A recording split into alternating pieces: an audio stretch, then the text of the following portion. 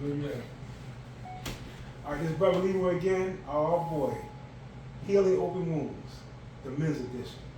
I got some special guests with me today. I got to my right, this is Mike. Man, this is a cool, young, grown man, brother. Grown man. Mature, spiritually uplifting man, motivated young man. Of course, he's a physical guy, keeps himself in great shape. But he's he's a sensible, he's a logical thinker. Very sensible. And he's wise beyond his years. I ain't gonna tell you his age, but he ain't 40 yet. You see what I'm saying? He's wise beyond his years. He got the wisdom of somebody my age, 60. That's how he be hitting it. You know what I'm saying? That's my buddy Mike. This brother right here, I just met him today. Just today, some hours ago. But the spirit was so good, and the conversation was so good. And I felt the spirit, I see them in his eyes. A helpful spirit. He came here in place of Jackie coming. He helping out today, because Jackie not here today. Brother Craig here, he gonna help us out. And last but certainly not least, oh my God. You know, he don't just come off of anybody. Okay? His brother is nationally known. He's traveled the country with helping African American families, met with the Black Mental Health Alliance.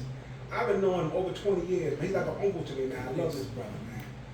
He met me as a younger man and saw something in me. And had these people forcing me to high schoolers.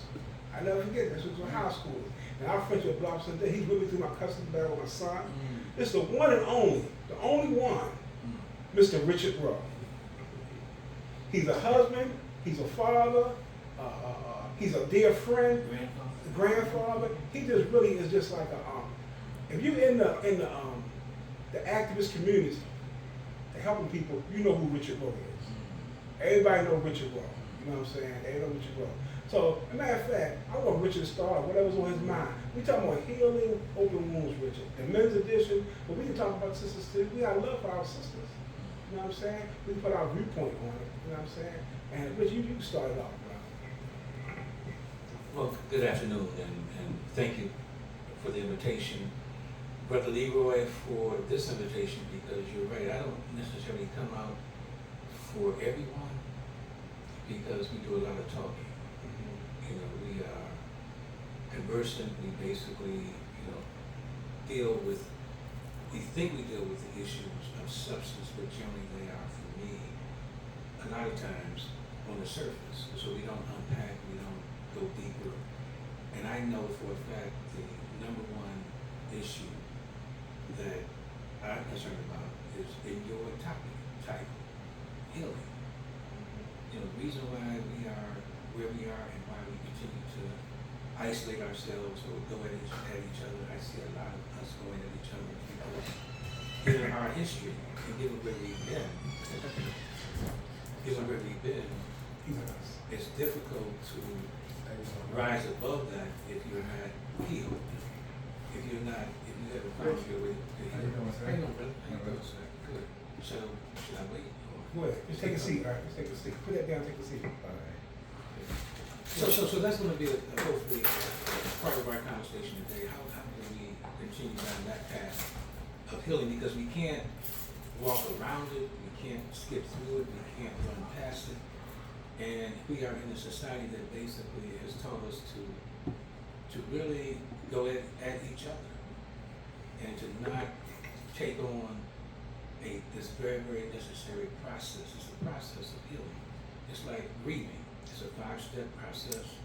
Healing is a process that we have to basically go through and understand that we are deserving of healing ourselves first.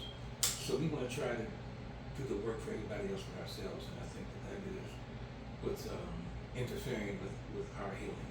So that's a part of it. I talked to my wife earlier this morning, and I said, honey, what would be a question you would want to ask black men? Coming from her perspective, she says, I really want to know what black men need from us. And that's something. What do black men need from black women? So hopefully we can talk about some of that. And then another question, where are we as black men? We had, during a pre-conversation before we started taping, powerful thoughts lifted up by the brothers in the space. one brother said that, you know, we're not taught to basically share our pain, our hurt, our sorrow, our suffering. True, back then, my father, man, they, see, the beauty, there's good news and bad news. The good news is that more of us are talking about our pain and our suffering. My father and his generation, man, didn't even know what these concepts meant. Right, right. So they were going through it. They basically went through all this pain, suffering. I gotta grind. I just gotta basically keep my head down. That kind of stuff, man. And they took on, because the body takes account on how much stress, how much trauma, how much anxiety, how much, I mean, many of them depressed but had to keep working through the depression.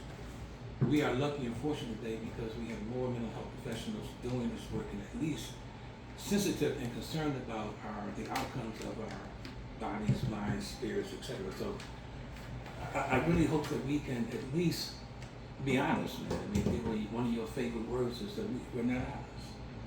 We basically walking around with a mask on. We are the imposters. We are trying to really give the impression that we are okay, but we're not. So some of those thoughts, man.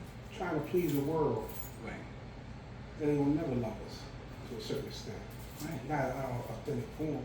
Like, speaking of, I was just passing with my dad, who passed 4 years ago. I had my dad 56 years, married to my mom the whole time. But my dad had a pain that he never talked till he got older, after he retired, before he really got sick. And I remember one time at the kitchen table, and he said, I really saw my dad cry. He was a man, they called him a killer on the job, because he didn't take no, you know what, off of nobody. I never get my dad said, I will never understand why they left me. And he grabbed some tissue, like it was a napkin, and started tears. It was just me and him at the kitchen table. My mother was outside, right? When my dad was young, he used to bring him, he was up in Philly with his family. They bring him to Baltimore to work on a farm. 1 year they just left me. He was about 8, 9, but they ain't telling him they was gonna do that. You know what I'm saying? They ain't telling him they was gonna do that. All his brothers, sisters, everybody was, I think one of his sisters was down here. Everybody else was up there, up in Philly. And that put a hurt in my dad that he never healed from.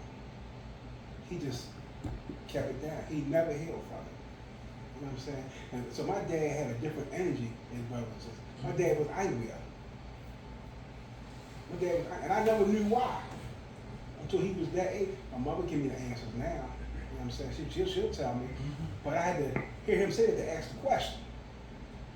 And when I went to my uncle, his brother, he said, that's over, I don't want to. I said, well, hold up, man. You don't want to talk about it, but he had pain behind it. What you mean you don't want to talk about it? Although he was his younger brother. Like a lot of the older generations, they don't want to talk about it. They don't want to talk about it. So my dad was a great provider, a disciplinarian, very neat, liked to smell good and look good, right? But he was no nonsense. And my mother was his saving grace. She meant more to him than any of us put together. My mother was his saving grace. Him and my mother had a similar pain. They had love, but they was united by a similar pain because how my mother grew up. And that connected them. You know what I'm saying? My mother will talk about it more than my father would. But I had to ask my father that day. And I never knew that. I never got an answer. I asked people. Nobody really wanted to talk about it. They didn't want to rehash it. So I'm not going to take up all the time. We got a new guy just came in. My barber extraordinaire, one of my best friends. This is Eric, okay? He came in. But this is Mike and this is Craig. Eric came with me. He was with me on Richard Roll and Earl and me show before. He was with me one time. But now we're going to Mike. Thank you. Sure. Thank you for sharing that. It gave me a talking point to bring up as far as your father is concerned and him experiencing that hurt and abandonment that he did at 8 years old. And not necessarily that I had something similar, but considering that the topic today is what is healing open wounds. Yeah. I had a hurt that I carried with me for many years in my life, well into my 30s. And, you know, it was from a parent. I won't necessarily go too deep into that, but, you know, I remember speaking to this parent when I was 16 years old. Still remember the day. And I, you know, jokingly said, man, you know, I remember when I was younger, I felt like you didn't love me. And the person admitted to me at one point they didn't. And the hurt that I felt at that moment, but also the justification that I finally felt. I'm pretty sure that's not the right word, but because trying to understand that as a kid, feeling something ain't right here. I feel like you treat my sibling better than you treat me. Realizing that as a young man, as a kid, and not understanding it. And unfortunately, you know, and I hope there is no trigger words here for anybody dealing with suicide ideation and things like this, wanting to die, wanting to just go away as a kid. It was tough. Wondering, why do I feel like this person doesn't love me? And then finally, in my high school ages, in 16, finally hear that come out of that person's mouth, like, wow. And that's why I said I completely understand where your father's coming from as an 8-year-old, wondering, and unfortunately, I hate that he never necessarily got the answer to that, or He didn't get an answer. He didn't get an apology. he didn't get an apology, exactly. So I've had plenty of, and I notice men and women deal with something. There's something that happened in each and every one of their lives at a young age, from a parent, from a grandparent, from a sibling, from a friend, from an auntie, whatever, a family member, that cuts so deep and they never get closure from it. I have a friend right now, her mother passed away, RIP to her. And I remember speaking to her and I said, hey, you know your mother's getting sicker and sicker, be there for her. When she has her moments of clarity, talk to her, let her know, hey mom, you know, you did this, you said this to me when I was a kid, and that really affected me, you know, and I forgive you, but that really hurt me. And unfortunately, she did listen, but unfortunately, sometimes we're not afforded the luxury of getting closure. We're just not. Sometimes you do approach an individual based on hurt that they've done to you, and they're just not going to give that to you. They're going to deny. They're going to say that's not what happened, you know, or I never did that. I've heard that said so many times from different people in my generation. Here Leroy and his father, clearly older generation. So these open wounds that a lot of us have experienced, unfortunately, you have to self-heal, because sometimes other individuals are just not going to give you that closure. And, you know, regardless of anybody and what your faith is and stuff like that, I obviously say, you know, always seek the Lord, you know, Jesus Christ, whether, you know, Muhammad, whatever you believe in, and stuff, Allah, whatever you believe in. Always seek the Lord to help you with such things, because the thing is, all the time, your human counterparts, those that were sent here to protect you in this earth, parents and stuff like that, they dropped the ball. So I was afforded that, you know, speaking to this individual when I was 31. So for 31 years, holding on to that. And finally getting the apology, not only just to me, but my family, we do Bible study and things like that, but to my family, to my, you know, my grandmother, everybody was on the Bible study, and this individual stopped everything and said, I need to say this for my older son. I hurt him, and he's held on to that hurt. And it affected me in so many different ways. You know, when you're growing, you look at things that you've done in your life. And, you know, I looked at how I dealt with women. I know it's cliche, I understand that. This is not an excuse or anything like that. I've done a lot of women wrong. And searching for something. And mine was the physical aspect. I used sex for love, you know. So if a person didn't give me that, that was my girlfriend or whatever like that, I went searching for it somewhere else. And that affected my ability to connect with people, to be able to speak to women and stuff because I didn't trust them. And it's unfortunate, and obviously that right there should give a big hint on which parent it was, but but at the same time, it's these open wounds that we deal with as men, they come from so many different places, and it's unfortunate that a lot of us aren't able to even bring it up in a sense, because we do feel like, who the hell is gonna care when the person that did this to me, the closest person that did this to me, didn't care. So, I just wanted to share that real quick and just keep the conversation going. But I understand if anybody is here dealing with something like that or have or know somebody that has, it's more common than you think. It's absolutely more common than you think. A lot of us are dealing with these type of traumas, and we don't know how to heal from it. Or unfortunately, we've lost a person that can give us that closure.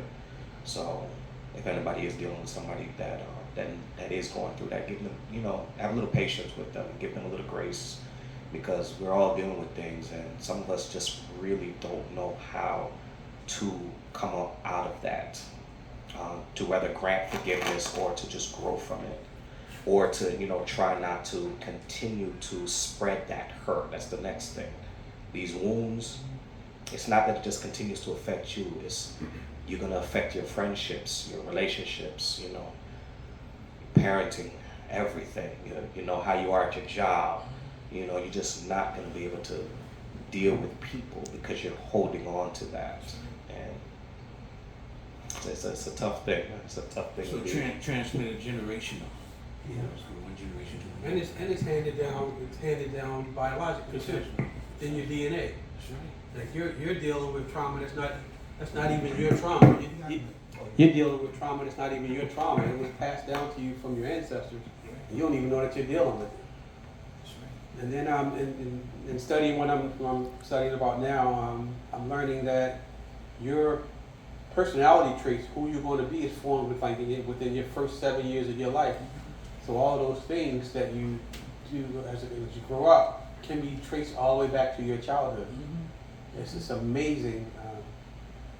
It's amazing. I didn't, I'm finding all these new things out now. It's amazing that I can now trace back things from when I was little. Before studying, I wouldn't have said that it was because of childhood, but now that I know how to relate those things and connect the wires and say, oh yeah, that's right. I am that way because of this.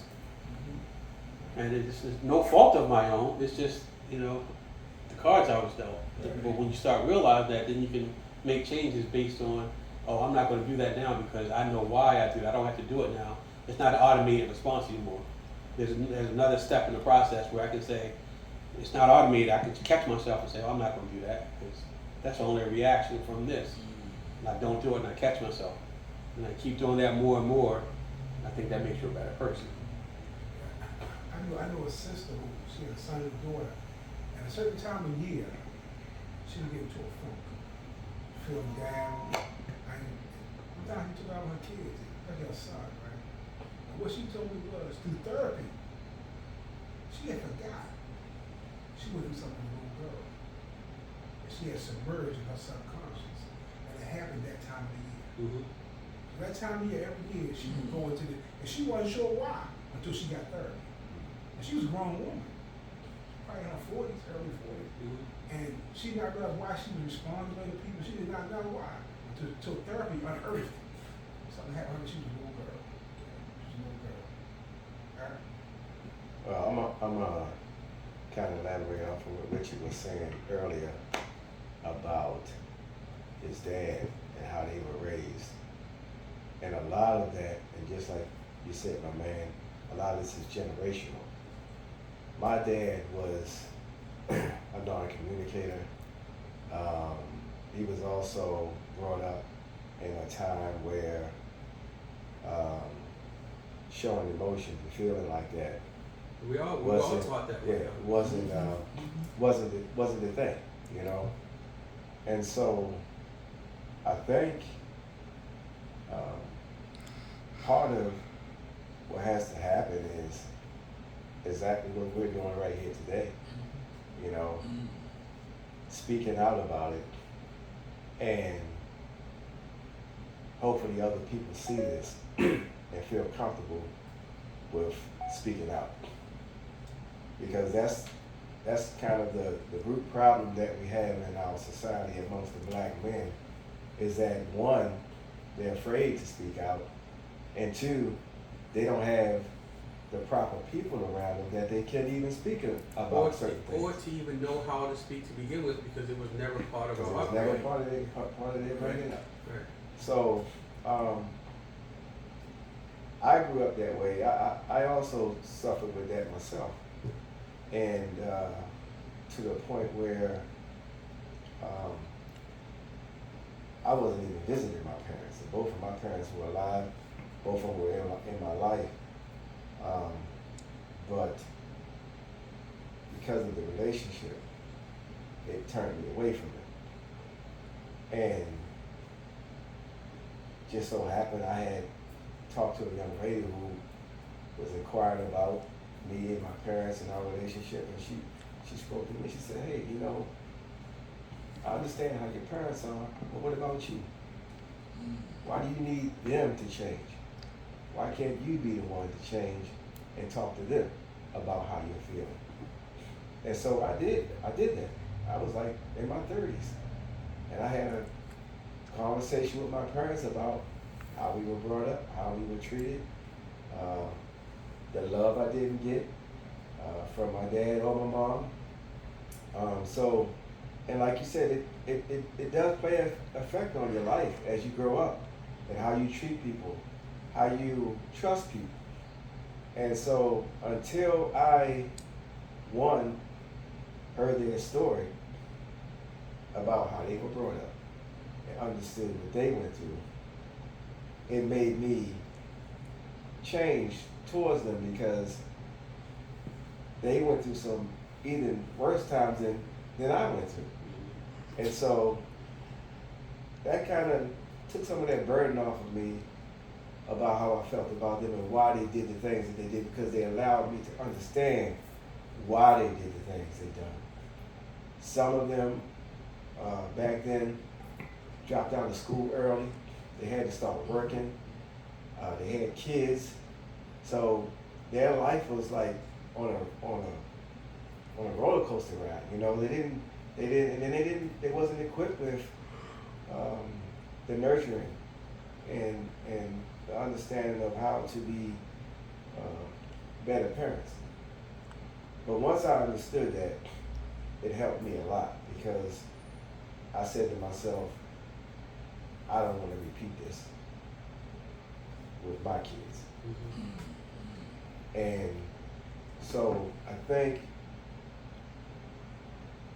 the black man or the black man in our society needs to be able to, one, have the courage to speak about his pain, and then two, surround himself with people who can identify with what he's talking about. We all in here, we have different backgrounds that we came from, but the root of the thing is we all suffer some type of pain in some kind of way. And we all have that same issue of opening up. So this right here is very helpful, and getting guys together and being able to open up and express how they feel, what they've been through. And I think that really helps us, because when you hear from other folks their situation, it just helps you to just really relax and say, hey, wow, man, you know, I'm glad I'm not the only one, you know, and it just puts you in a better space of understanding. And I think, you know, what we're doing here today is the beginning of some good work, you know, and I appreciate everybody here, appreciate your stories, sharing your stories, and not being afraid to share your stories, because some of us, we just meet for the first time, you know?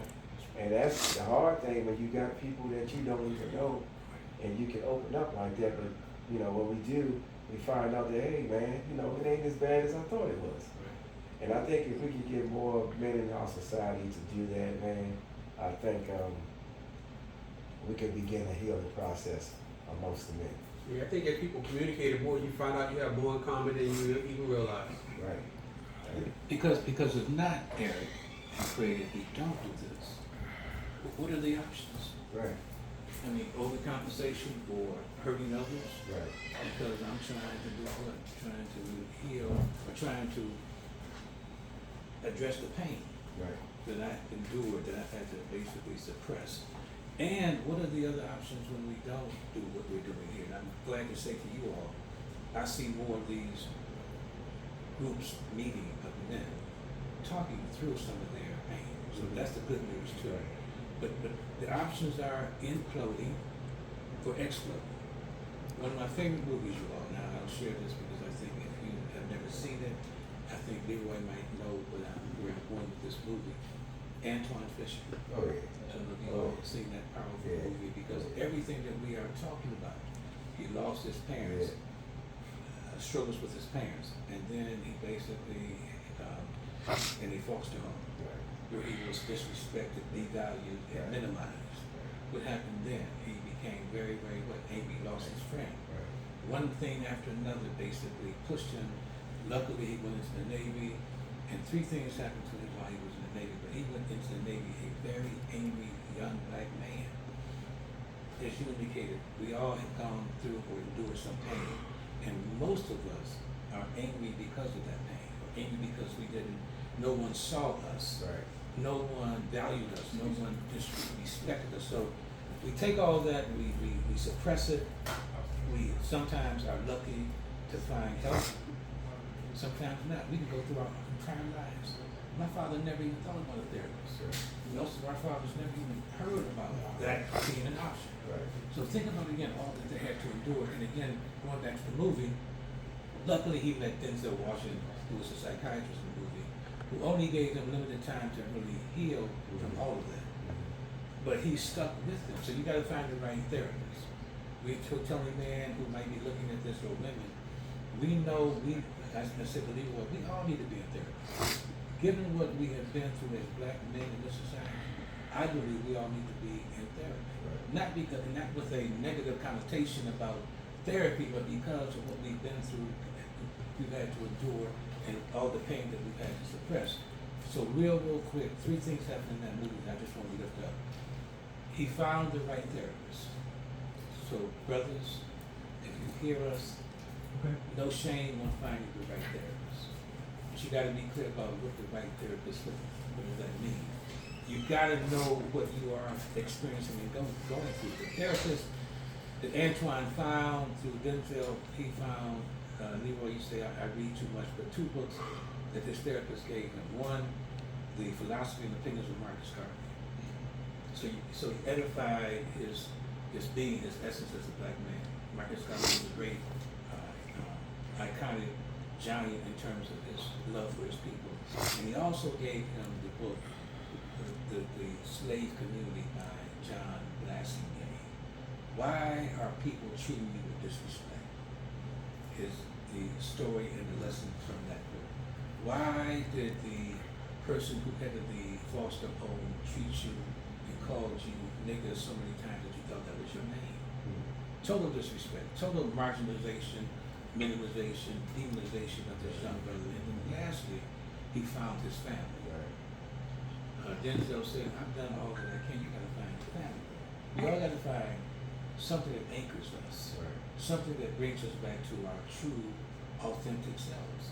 And if we can basically hold on to that, otherwise, brothers, otherwise the implosion is already occurring. You know, where do we think suicide comes from?